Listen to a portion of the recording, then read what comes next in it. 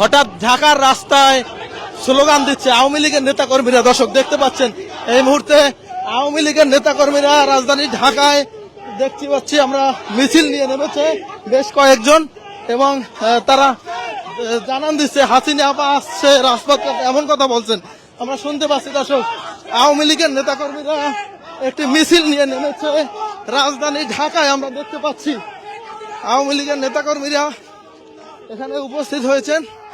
এবং রাজধানীর যে কাউরান বাজার এলাকা, সেই কাউরান বাজার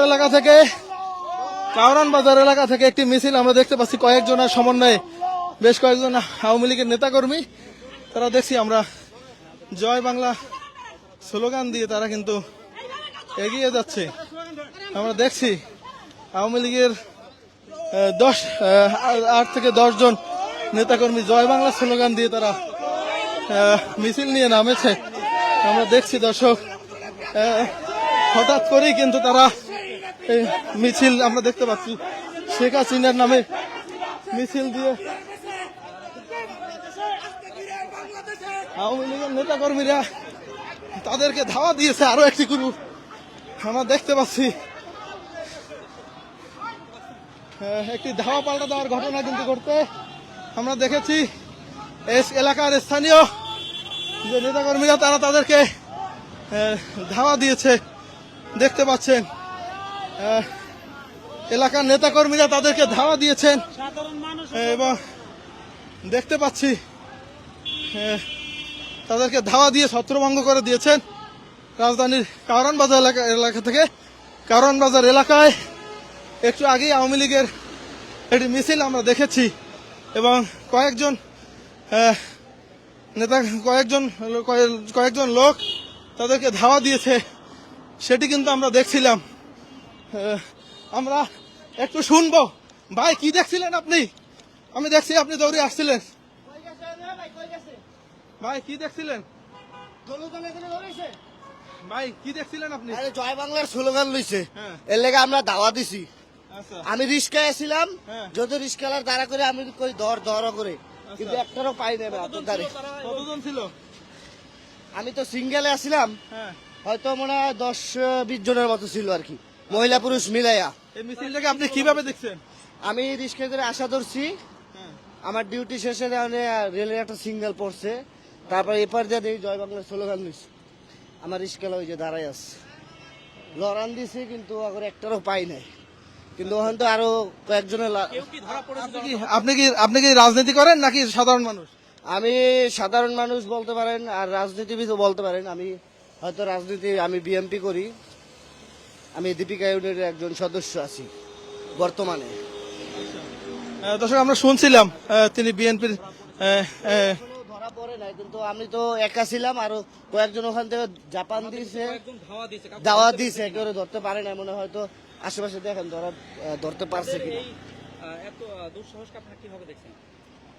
এই জন্য তো যে একজন আর ধরতে পারতাম, ধরার পরে আর কি জিগাইতে পারতাম। এখন আমি তো বলতে পারি না যে ওদের মনের কথা কি। আপনি কি দেখেছিলেন?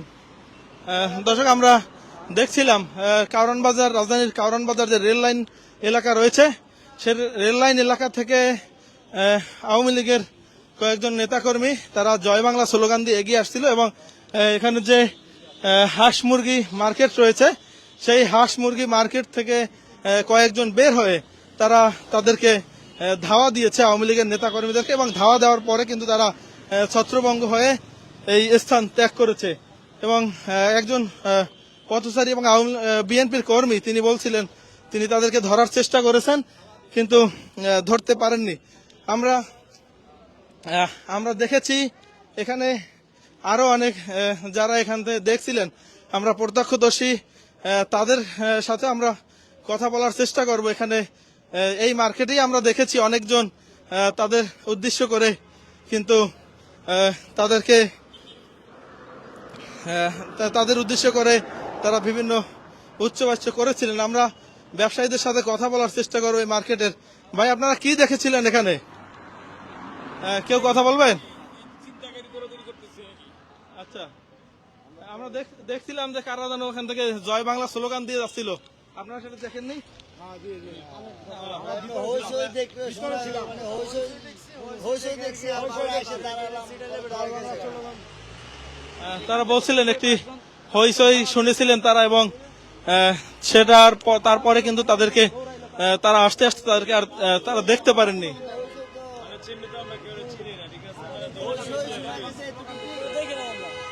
এরকমই মনে হচ্ছিল।